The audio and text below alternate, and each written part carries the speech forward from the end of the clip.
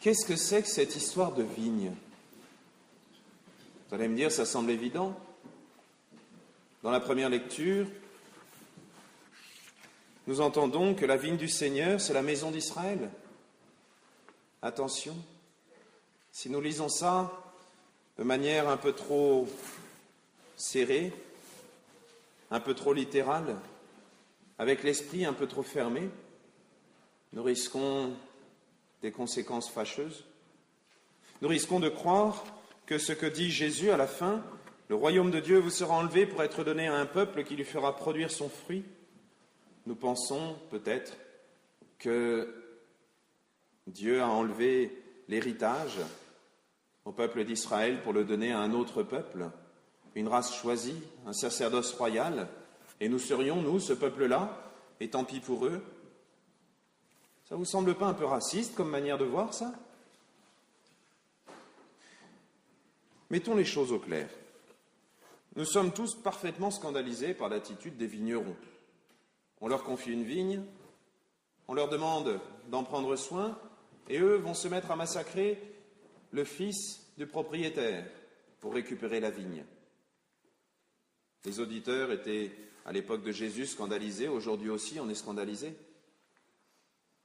Pourquoi alors ne sommes-nous pas scandalisés lorsque, par exemple, les contemporains réclament d'avoir à la fois le mariage et l'infidélité, et, puisqu'il faut aussi la crémière, la bénédiction de l'Église? Aujourd'hui, ces textes de la liturgie sont extrêmement exigeants. Pourquoi? Parce qu'ils parlent des chrétiens et des autres. La deuxième lecture, saint Paul nous disant que tout ce qu'il y a de vrai, de noble, de juste, de pur, ce qui est digne d'être aimé, honoré, ce qui s'appelle vertu, prenez-le à votre compte. Cela veut dire que tout ce qu'il y a de bien, de beau, de bon dans le monde, Dieu l'utilise pour faire avancer le monde.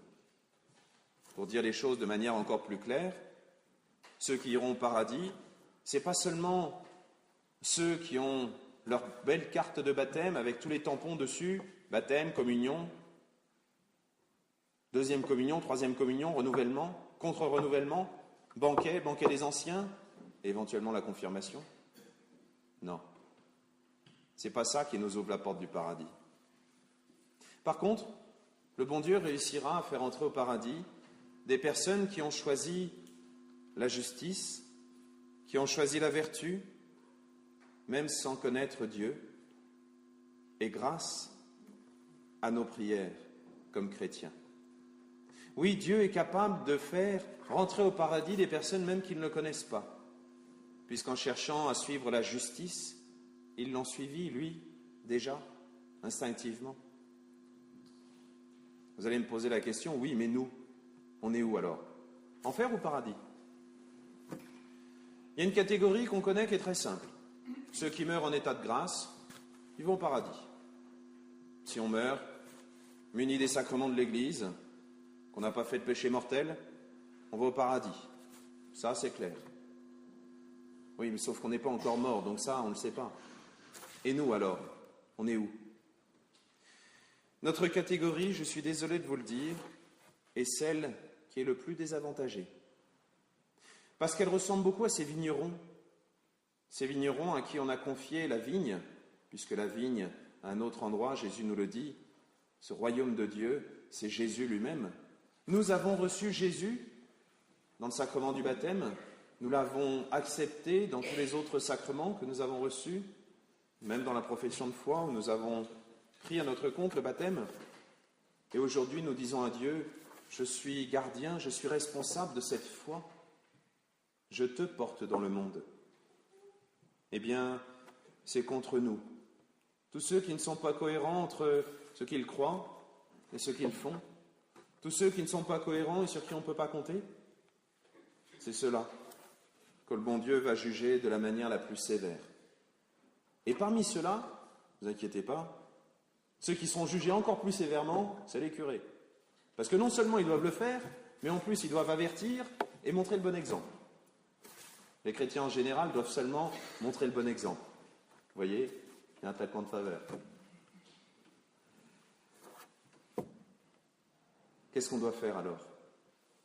Un lavage de cerveau pour oublier qu'on est chrétien et déménager dans un pays où on n'a jamais entendu parler du bon Dieu en espérant qu'il y ait des chrétiens qui prient pour nous? C'est un peu risqué. Rien ne dit que nous deviendrons des bons sauvages à la manière de Rousseau. Il est plutôt possible que ça tourne vinaigre. Qu'est-ce qu'on doit faire alors? Si nous attendons de notre propre vie, de notre propre comportement, d'être jugés justes, cela sera impossible. Mais écoutez bien ce texte de l'Évangile.